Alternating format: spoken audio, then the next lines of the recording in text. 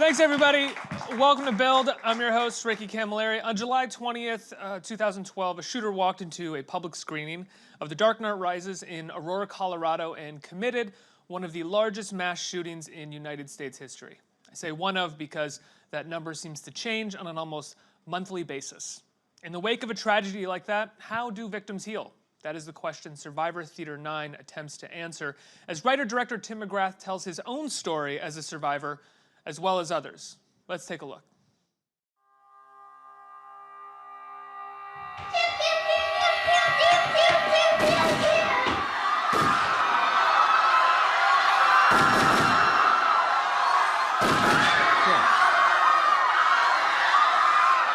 Tim.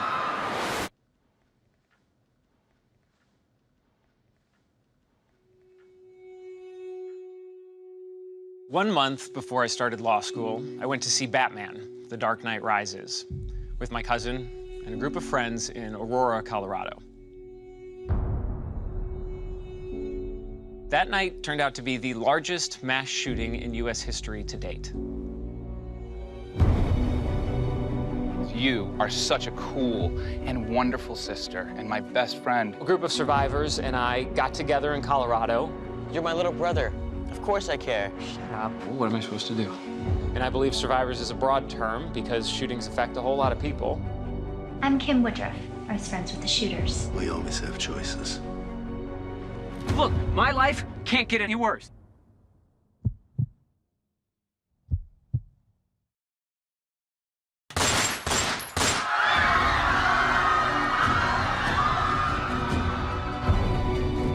I'm so sick of being the shooter boy. I feel like it's way worse to be a part of this. The reporters, the websites. I really want to be here. I can handle this. We're going to relearn how to interact on this planet like an infant.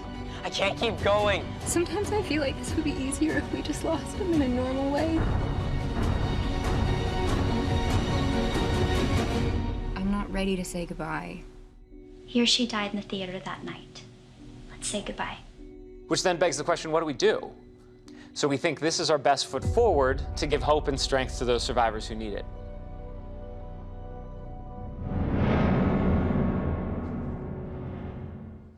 Everybody, please welcome Tim McGrath, Kim Woodruff, and Jacob Garrett. Thank you so much for being here. Congratulations on the film. Let's talk about the decision to make the film the way that you did, where you are playing yourself, but then you have cast others around you, and you have also involved them in the film and in some shots, and sort of essentially told the audience that you interviewed them and that they were a part of the process as well. Why was it so important for you to make sure that you involved people that way, other survivors that way, as well as told the audience that they were involved that way? I think for that, the whole point of the movie is to show off the different processes people have to get through something like this. For myself, I was having a very hard time finding the right kind of therapy. I was in Southern California just after the shooting, and I went to many therapists, and I was trying to read textbooks on PTSD while I was in law school. And it wasn't until I called the Aurora Strong Resilience Center in Colorado, and they put me in touch with Kim, who's a Columbine survivor, and she'd come up with a way to heal from something like this. And that was my kind of going forward, was to take what Kim had given. She was doing weekly classes for free for all the survivors, and she'd meet up with us for coffee, and we all became very close friends. And so as I was going through the healing process myself and seeing the strength and the resilience and the inspiration that I saw in my fellow survivors, I wanted to put that into a film to make it available to people who didn't have Kim, basically. And to get it right, I had to be as accurate as I possibly could. Does it feel like this is a film that is more and more necessary in the sense that we are seeing more and more incidents like this and some sort of I wouldn't call this film in any way a manual, but for lack of a better term, I mean, as you described it, some sort of manual needs to exist for people. Yeah, I just wanted something that was easily consumable. I love film so much, and I would have really preferred to sit there and pull up Netflix to kind of get a space for my head rather than like leave law school and go back to Colorado and read textbooks.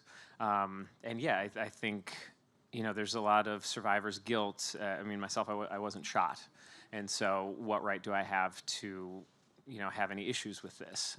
But as I found through the community that whether you were there or whether you know someone, or even now, I have parents tell me all the time that they're scared to drop their kids off at school, and I put this in the movie, people will often tell me they'll only go to weekday matinees now. So it's a ripple effect, and I think this can help alleviate some of those concerns for anyone. Really. Kim, having been a survivor of Columbine, I hate to say this, you were a survivor of kind of what feels like the first in a long series of tragedies that are still ongoing. What is it like? What made you decide, or how did you figure out to help others? When did it feel like you had to help others sort of cope with this tragedy, that it was ongoing and not just a one-time thing? Well, for me, after Columbine, it took me about 10 years to finally find peace. And in all honesty, I thought I was one of the last people in my community to heal.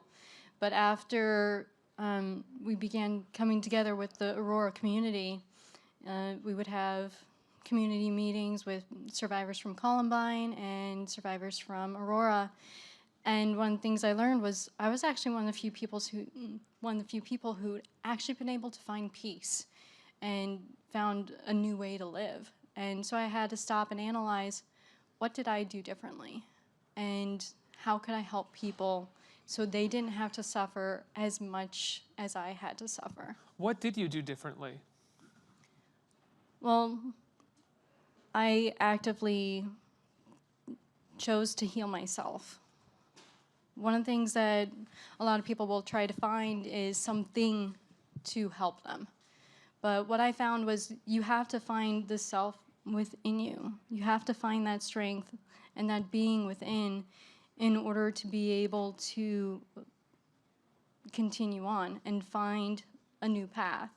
What I had to do was more who I was, because I could never be that 17-year-old kid again. That was not who I was anymore. I had to grow up very, very quickly in that particular moment. So a lot of that is finding the new you. Yeah, and it's about finding the small victories.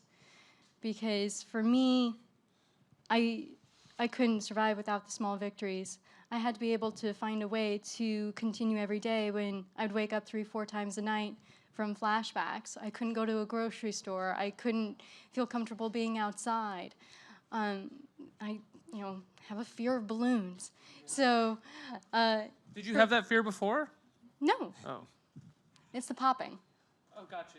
So, I went to high school with a person who had a fear of balloons, but not for. Sorry, that's why I was like, is that something prior? I don't know. no, that was Bad host right now. I apologize. no. It was a PTSD trigger. What I ended up doing is I wrote down every single one of my PTSD triggers after I figured out what they were. I ended up having 2 pages, 2 columns, and I worked through them one by one. And how I did that was through small victories. When I would go through a PTSD episode, I would have to stop and think, okay, what did I do right? I may have had this horrible moment where I had this horrible PTSD episode, but what did I do well? I was able to breathe this time. This time I didn't run away. This time I was able to do this. And I had to mark all of them on a calendar every time I had a victory, and I had to, I don't know, I ended up using those small victories to take down all the demons, all my big mountains, as I used to call them. Jacob, you were so young when it happened, and a lot of the focus on the film is about a young man coming to terms with being the center of attention after something like that. Is that essentially what one of the sort of problems was afterwards, what you were dealing with?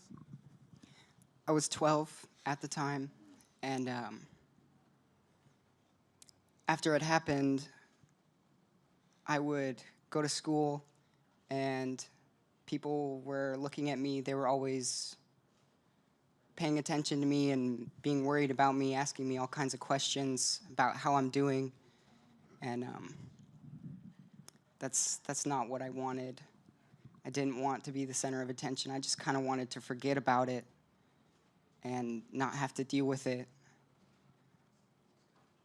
But being in the interview with Tim, it really helped me just talk about it and deal with it and go through the process of healing and maybe try and help other people that are going through similar things. Being in the interview and talking about it, did you feel like you hadn't really had a chance to sort of talk in an in-depth way about it before that? Yeah, I just wanted to forget, so I never thought about it or talked about it to anybody. I was always very to myself. Tim, what was it like? What did it feel like when you started interviewing for this? It was fairly early on, so I was exploring it myself. I mean, I process kind of visually and then add some words to it. And as I was going to the classes, and then I would also interview survivors and put them on tape and just see what, just kind of, I don't know, I really didn't have much of a plan at that point. It was just something I felt kind of compelled to do. And as I was watching the tapes back, I would notice very similar threads of people, and all of the people had similar responses of strength and similar takes on it, even though the experience was so vastly different. And what I found incredible was with Kim, she could speak to wherever we were. We had people we had soldiers in class. We had people who had with sexual assault. We had just all sorts of types of trauma. And what I found so amazing was that Kim could speak to all of us from as many backgrounds as you can imagine and as many types of trauma as you could imagine, and it resonated. So I started, to see a few themes that came through when I was doing the interviews, and that's what ended up being in the script, and then trying to combine that with a narrative that was, as accurate as humanly possible to actual life events, which then became the scenes. The narrative is kind of broken up a little bit, as we're seeing multiple stories at one time, but we are also in some ways flashing forward and backward a few times. And what made you choose that, and where did you find that? I mean, did you find that in the script writing process, or did you later sort of discover this in the edit? It was in the screenwriting process. Early on I had offers, because of the position of being in the film and writing about it, I had offers to make it into sort of an action movie, which I thought was wrong from before it started. So Yeah, that's weird. Thank you. Yeah, I thought so too. So someone heard this, like you were like, I survived the shooting let me take you to Aurora dinner, Colorado. and if you can find a way to expand like those 10 minutes of horror into 90 minutes, we'll pay for this in a big budget way. And I was like, okay, bye. That's insane. That's so exploitative and sad. Yes, I agree. Happens more often than you think. Yeah, so that's why we ended up here. Really? You said that happens more often than you think? Yeah. With Columbine, there were offers with that as well, about making films that were very exploitative. I can't say that word today. Exploitative, yeah. Thank you. We've been at it a long time. It's been a long day. It's 19th anniversary of Columbine today, so I'm a little off. So I'm sorry. But we had that as well. I used to tell people who didn't understand shootings that it was like the best pieces of an action film and the worst moments of a horror film. Yeah. And that's what Columbine was. Yeah. So for the structure, it kind of dictated itself, because you can, what I wanted to highlight with that was, everyone's living a life anyway. I mean, that's in the trailer, which is my life can't get any worse. And that was, pre-shooting Tim, thinking he had it tough. And then this comes in, like a Mack truck out of the side. And I've heard it compared to a cancer diagnosis that is broadcast through international media. Because, what Jacob also highlights, that story is how many people know. And so you can't, I mean, you don't even know what it, I mean, I certainly didn't. I think it's very common. You don't really know what you're dealing with as far as the PTSD for yourself. And then you have people always good-natured trying to help, but you're like, this would just be easier if I could kind of figure it out on my own for a while. So yeah, so the structure kind of dictated of, let's show a little bit of where we are so we can meet these people in a troubled spot, because by the nature of the film, we know they've been through the shooting, so let's meet them there, then let's go and see who they were before, and then let's see what we do with this. And then throughout that, I tried to infuse the teachings from Kim's classes and the wisdom that everyone was sharing with me in these interviews. I'm still just blown away that someone would think that that is a good idea for an action movie. An action movie is people, you know, there's a villain and there's a good guy and they're fighting against each other. These shootings, it's just, there's no fight, you know?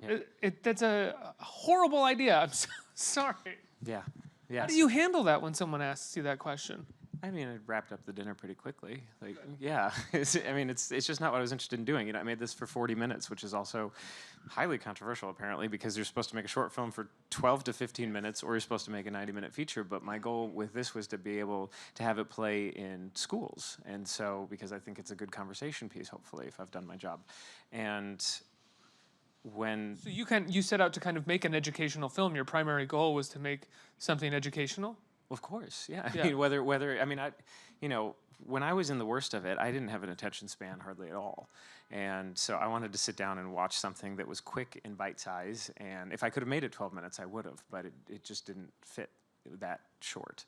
And then yeah, I think it's a great, I mean, it's in the film where I say if we can talk more about mental health, or let's rename it to mental education, because then maybe it won't have the stigma.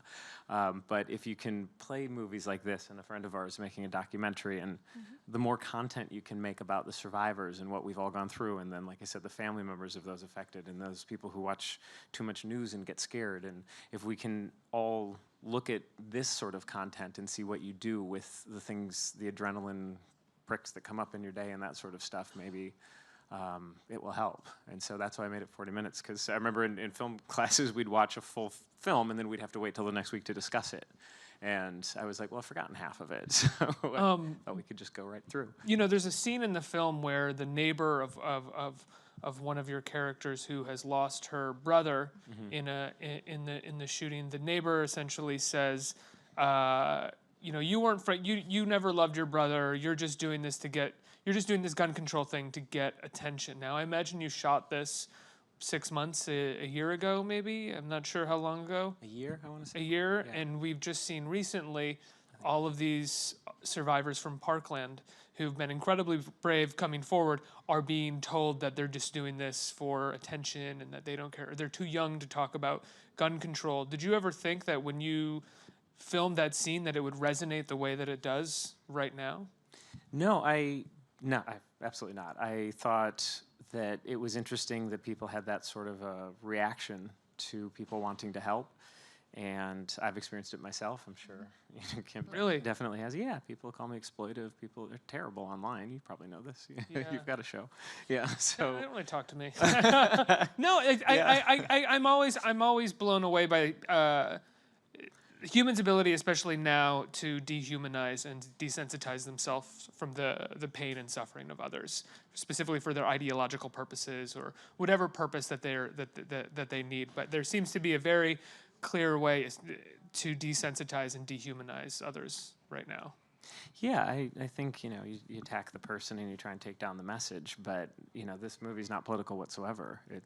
I'm literally just trying to show some healing techniques and do it in a hopefully compelling and inspirational and maybe entertaining way. But that's this movie. So, you know, and yeah, I was appalled when my friend told me that, and so I was like, well, we're putting that one in there, and then maybe we can, the next person who's going to write a mean comment online, maybe they'll see themselves in the nasty neighbor character. Yeah. Let's get some questions from our audience. Who's a question? Sure.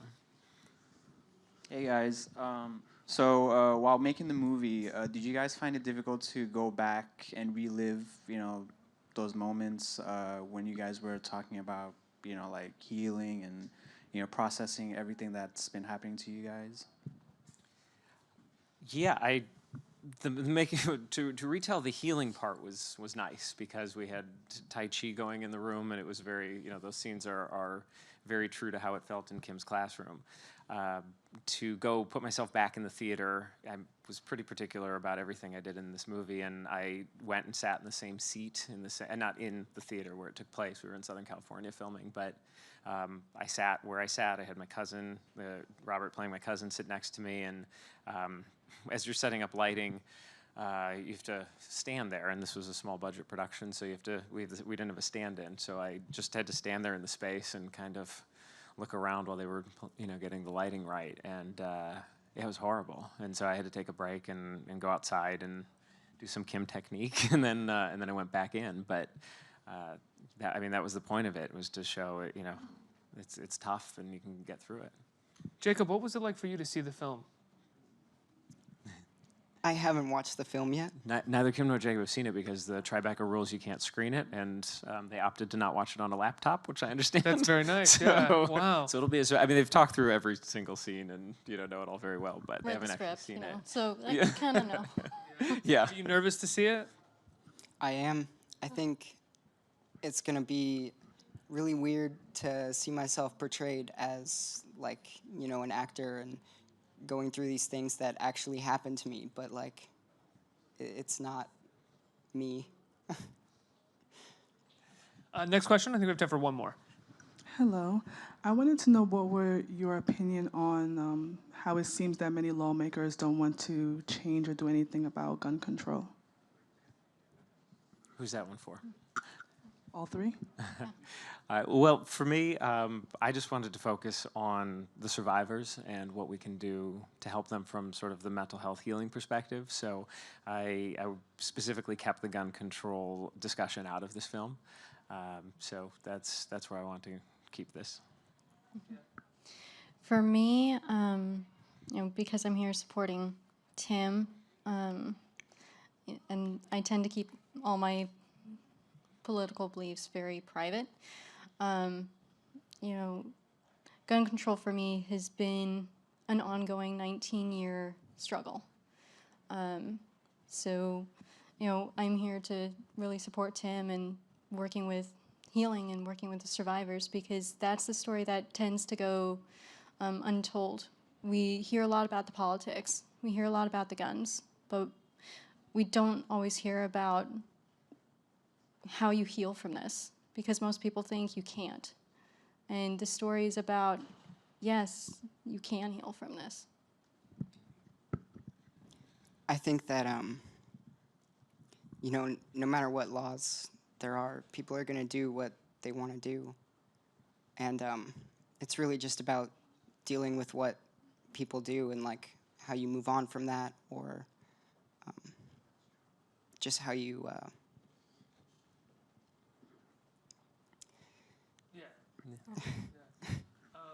Congratulations on the film, Tim. You did a wonderful job, and thank you so much for being here, and thank you for sharing your story, you guys, and sharing your story with Tim so that he could make a film and being on the stage and talking with us today. Survivor Theater 9 is at the Tribeca Film Festival right now. That's how people can see it. Yeah. And afterwards, it should, hopefully Hopefully be streaming. It'll be streaming. Everybody, please give them a round of applause for being here. Thank you.